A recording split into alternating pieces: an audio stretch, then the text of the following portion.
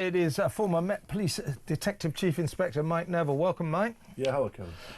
Right, well, in a little while we need to talk about this plummeting confidence that British people, quite rightly in my view, have in our police forces, which before the break I described as useless.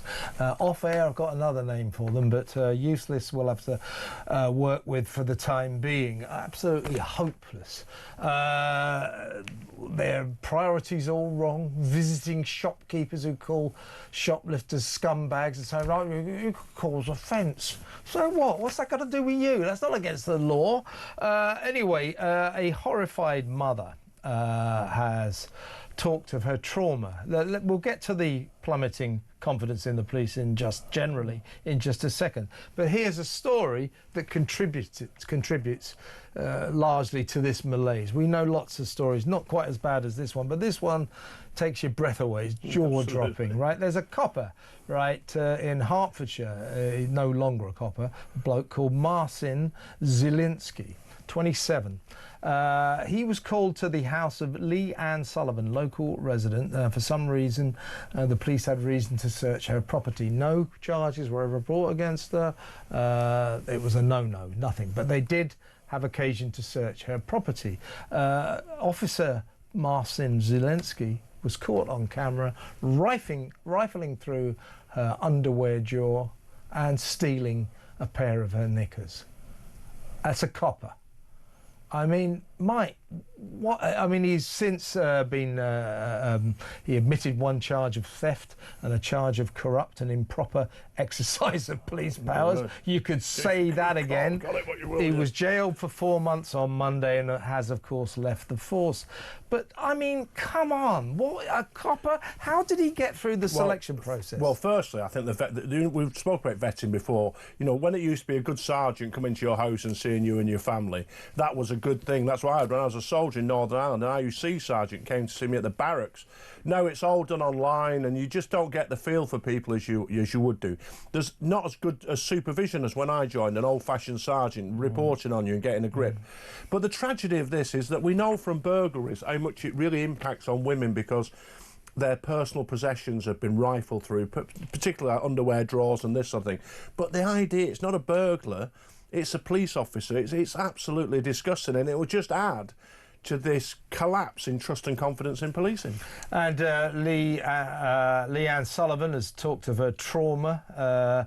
She can't believe that this happened. She said that although this excuse for an officer's imprisonment, jailing, has led to some kind of closure, she said, I think I've cried, I've laughed, I've been angry, I feel vulnerable, I feel scared, I just think I feel sick about the whole situation. She's a mother of two.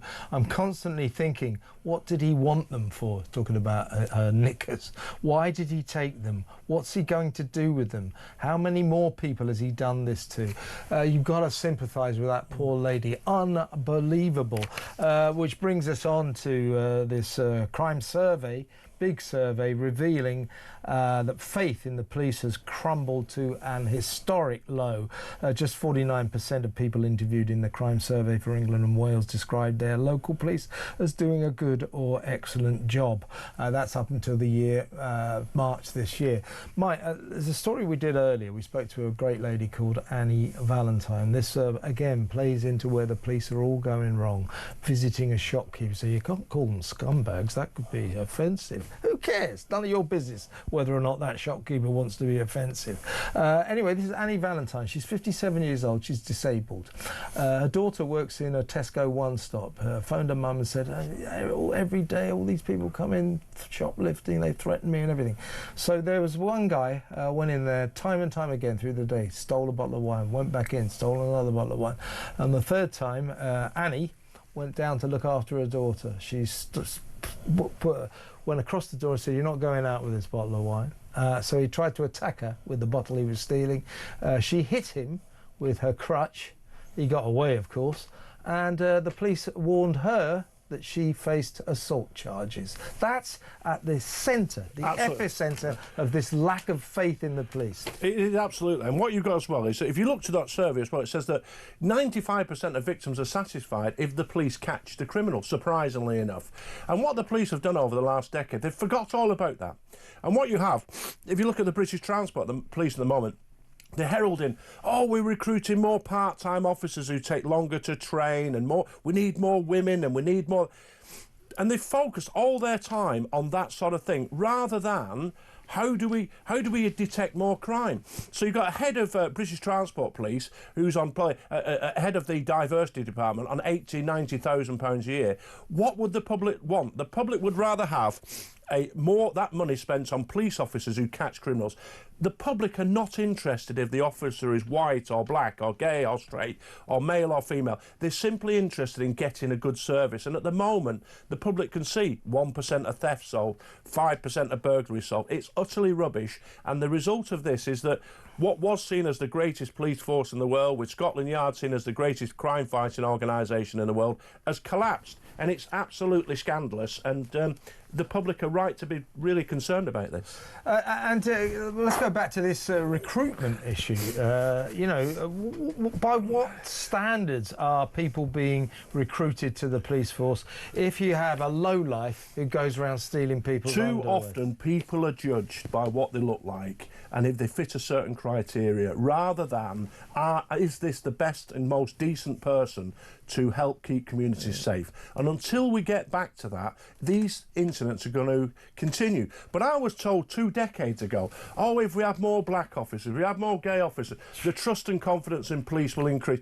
Why has it then? And all these senior officers have been promoted on that. They've not been promoted on catching criminals. They're promoted on this basis. And the result is, after all this time, people are they just don't trust the police at all. And they're only reporting crimes if they've got an insurance policy. They don't report them because they think the police might catch somebody. They just want a reference number so they can get, you know, the money for their TV back or whatever's been stolen. What are these chief constables thinking? For example, the chief constable of Essex, who seems to spend a lot of time sending his officers out to knock on the doors of people who may or may not have posted something troubling on Twitter a year ago, who is such a massive fan of the ludicrous non-crime hate incidents. I mean, police for a kick-off, if they want to begin to restore the faith that has been lost, how about you stop non-crime hate incidents so that we, the people of this country, could know that the coppers aren't recording details of our lives because they think maybe we're wrong-uns, that we got the wrong kind of attitude. That's not right. Well, it'd be easy to solve a lot of things in the police because they could go on about they haven't got enough money. Well, disband every diversity unit, put all the money into a crime fighter unit. Disband anybody who's dealing with non-crime hate incidents. They disband as well. They will focus on burglary, robbery, theft, rape and all the other crimes that affect everybody else. Get rid of anybody whose purpose is not the prevention or detection of crime. Get back to basics. But at the moment, too many people, what you have is senior officers will always say that we must have diversity.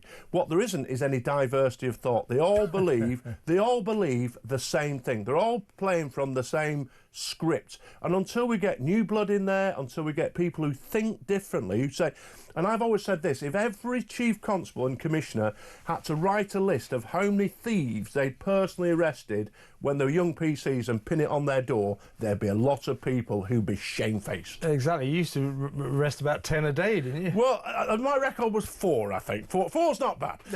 Four's not bad. They're right, different crimes. I'll grant you that. And different, not 4 villains altogether, 4 different crimes. Yeah, no, sure. Crimes. Yeah, I mean, these chief constables, you know, who are not much more than kind of paramilitary social workers or something, they always go on about community relations. Community relations are so important. I'll tell you how you can get good community relations. Solve a few crimes. Go round to people's houses when they get burgled or they get their car nicked. That will be good community relations.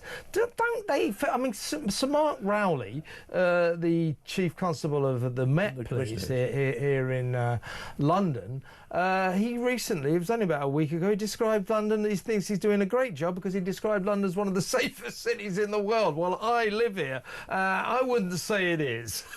And also, what they do, we're having consultation. It's lazy consultation. So they'll hold a meeting, and who goes there? The loudmouth, alleged community leaders. They never listen to the silent majority. They never ask what they want. And so while the silent majority will say, we want more stop and search, we want more criminals locked up, we want to feel safe in our homes, they don't listen to them. They'll go to people who tell them again what they want to hear, that the police are racist, that we need more diversity, and anybody who doesn't tell them that is ignored. Yeah, isn't it just this? This is what cops should be. I'd like to see more of them on the streets. I'd like to see more squad cars, to be honest with you. You don't see coppers very much, and they always go, oh, well, that's because we haven't got enough police officers. You know, there's been so many cutbacks. Well, here's a fact. 1 in every 4 coppers, 25%, all around the country, never ever leave the nick, never leave the police station. Well, get them away from their paperwork that you think's so important.